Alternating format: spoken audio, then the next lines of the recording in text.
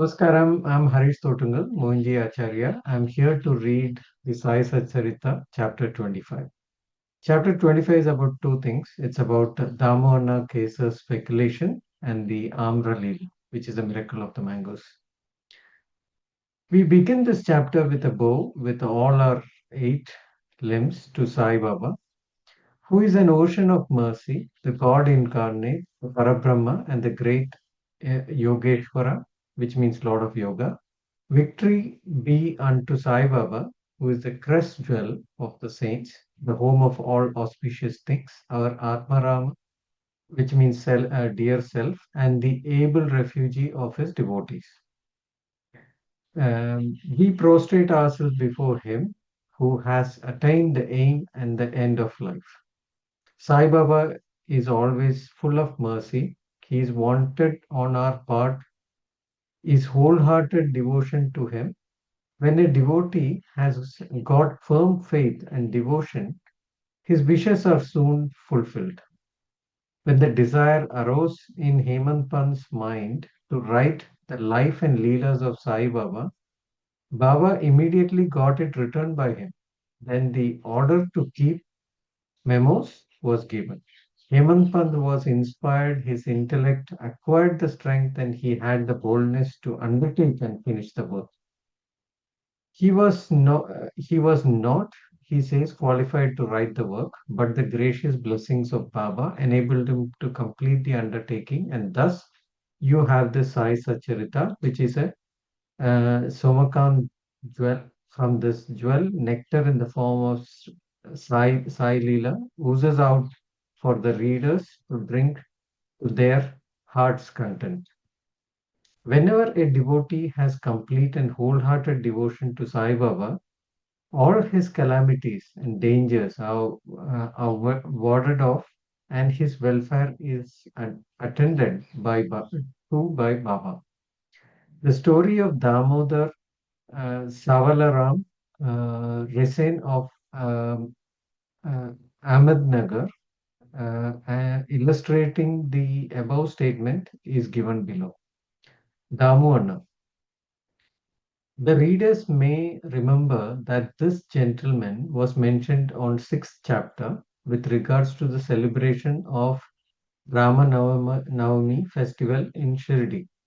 He went to Shirdi around the years 1895 when the Ram Navami celebration began, and from that time on, he provided an ornamental flag for the festival for several years. He also fed the poor who came there for the festival. His speculation, okay, uh, cotton. A, a broker who knew Damu Anna wrote to him that they should work in partnership on a cotton speculation business, which would bring them about 200,000 rupees as profit. Damona says in his statement made around the year 1936 to Mr. B.V. Narasimha Swamy that the proposal to speculate in cotton was from a broker who was not to be a partner and that he was to be the sole adventurer. The broker wrote that the business was good and involved no risk and the opportunity should not be lost. Damona was considering his opportunity.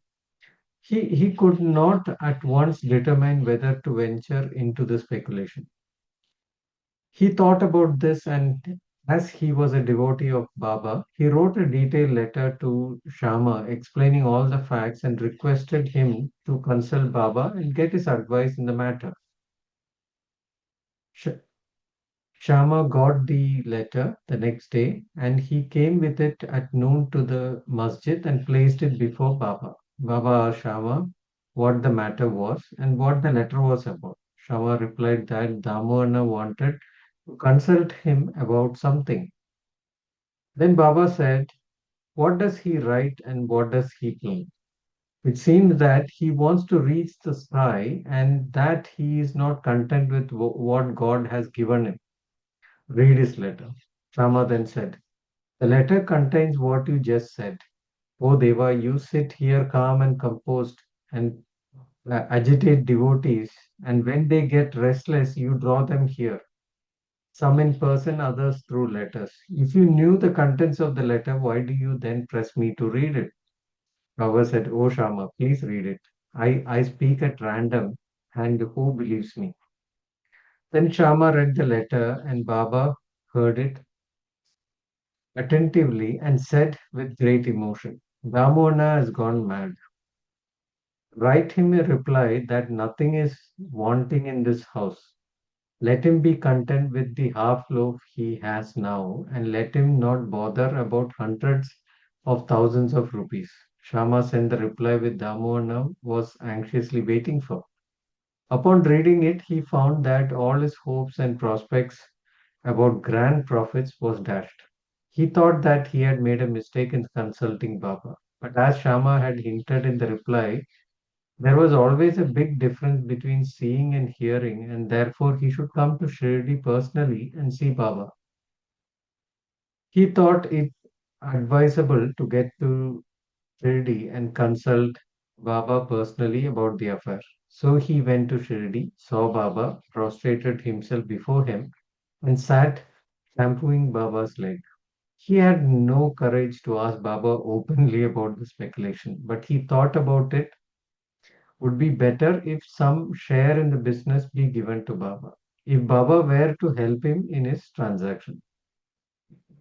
Damona was thus thinking about this, and yet nothing was veiled from Baba. Everything about the past, present, and future were crystal clear to him. A child wants sweets, but its mother it bitter gives it bitter medicine. The former spoils its health, while the later improves it. So the mother, looking after the welfare of her infant, coaxes it and gives it medicine. Baba, the kind mother that he was, knew the present and the future prospect of his devotees and therefore read Damona's mind and said, Babu, I do not want to be entangled in such worldly things, sharing profit. Seeing Baba's disapproval, Damona dropped the enterprise. The next one is grain. Then he thought of trading rice, wheat, and other grains. Baba read this thought too and said to him, You will be buying at 5 seers and selling at 7 seers a rupee. So this business was also abandoned. The rise in the price of grains was kept up for some time, and Baba's prophecy seemed to be false. But in a month or two, there were abundant rain everywhere, and the price suddenly fell. Therefore, those who stored grain suffered a severe loss. Ramona was saved from his fate. Needless to say, the cotton speculation, which was conducted by the broker with the help of other merchants, also collapsed, and a severe loss to the investors. After seeing that Baba had saved him from two severe losses in cotton and grain speculation, Damodar's faith in Baba grew stronger and he remained a true devotee. The next one is about Amra Leela, the miracle of the mangoes. Once a parcel of about 300 good mangoes were received at Shirdi. It was sent from Goa by Mamlatdar named Raleigh to Sai Baba. And the package was addressed to Shama. When it was opened, all the mangoes were found to be in good condition. They were left in Shama's charge. Only four were retained and placed in a pot by Baba. He then said, These four fruits are for Damohanna. Let them remain here. Damohanna had two wives and had no children at that point. He had consulted many astrologists, studied astrologists to some extent, and found that as there was an inauspicious planet in his horoscope, there were no prospect of having children in his life. But he had great faith in Baba. When he went to Shirdi, 2 hours after the receipt of the mango parcel, Baba said, Though other people are looking for the mangoes, they are Damyas, the Damohanas. The person whom they are meant for should eat them and die. Damu on hearing these words, was first shocked. But when um, Mahal Sapti, a prominent Shirdi devotee, explained to him the death meant the death of the little self or ego. He said that he would accept the fruit and eat them. But Baba said to him, do not eat them alone. Share them with your youngest wife. This Amralila miracle of mangoes will give him 4 seasons and 4 daughters. This was done, and ultimately it was found that Baba's word turned out true and not those of the astrologers. Baba's speech, especially, established its established while he was living in the flesh, but it also did the same even after his passing away. Baba said, "Believe me, that thought I will pass away. The bones in my tomb will give you hope and confidence. My tomb will be speaking, moving, and communicating with those who surrender themselves wholeheartedly to me. Do not be anxious that I will be present from your life. You will hear my bones speaking about and discussing your welfare. But remember me always. Believe in me, heart and soul, and then you will benefit greatly." In this regard, the following extract from Damodar's statement is worth reading, page 76. Once, when I sat at his feet, I had two questions in my mind, and he gave answers to both. There were so many who came to see Sai Baba, and they all benefited from seeing him. To this, he replied, look at the mango tree in blossom. If all the flowers bore fruit, what a splendid crop it would be. But do they? Most fall out, either as flowers or as unripe fruit. Very few remain. The second question was about myself. If Baba were to pass away, how hopefully adrift would I be, and how I am to fare then? To this, Baba answered that he would be with me whenever and wherever I thought of him. This is a promise he kept up before 1918 and has been keeping up after 1980. He's still with me. He's still guiding me. This was about 1910, 1911. When my brother separated from me, my sister died. There were a theft in my home and resulting police inquiry, all of which upset me very much. I was most upset when my sister died. I did not care for life and enjoyment. When I went to Baba, he pacified me with his Upadesh and made me eat a feast of Puran Poli at Appa Kulkarni's house and had sandal paste applied to my body. Then there was a theft in my home. A close friend of mine stole my wife's jewelry box, including her auspicious nose ring. I wept before Baba's photo. The next day, the man returned the jewelry box and prayed for forgiveness. The next aspect, or the last aspect that is spoken in this chapter, is about prayer. Hemant Pant closes his chapter with a prayer. O Sai Sadguru, the wish fulfilling tree of the Bhaktas, let us never forget and lose sight of your feet. We have been troubled by the sins, by the ins and outs, birth and deaths in this samsara. Now free us from the cycle of birth and deaths. Restrain us from the outgoing nature of our senses to their objects and introvert us and bring us face to face with the Atma, which is self.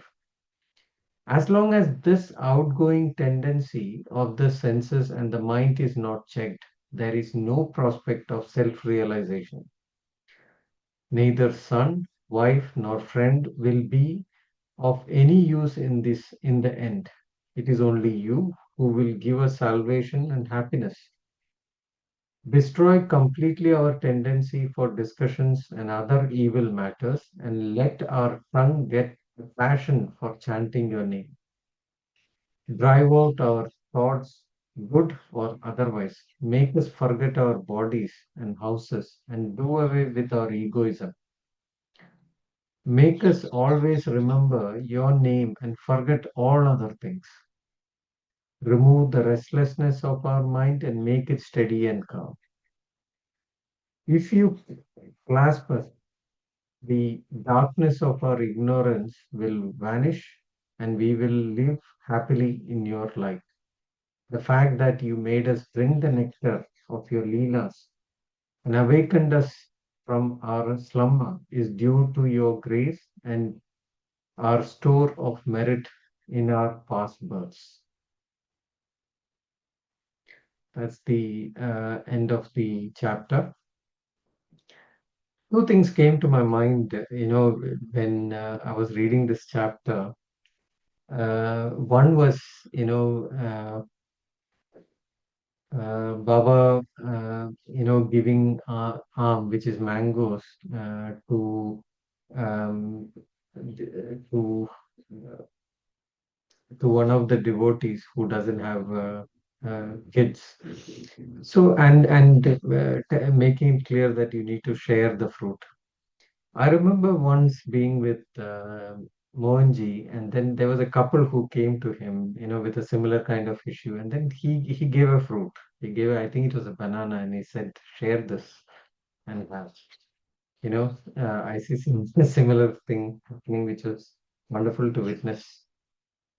And the last prayer in this chapter is really, really good. That clearly tells what a person has to do to attain liberation in terms of and what needs to happen. And it's basically an ask to Baba to say that what he needs to get rid of in this life. Amazing. The last prayer alone, summarizes one's life, which is wonderful. Thank you all for watching. Do come in tomorrow to listen to the next chapter. Thank you.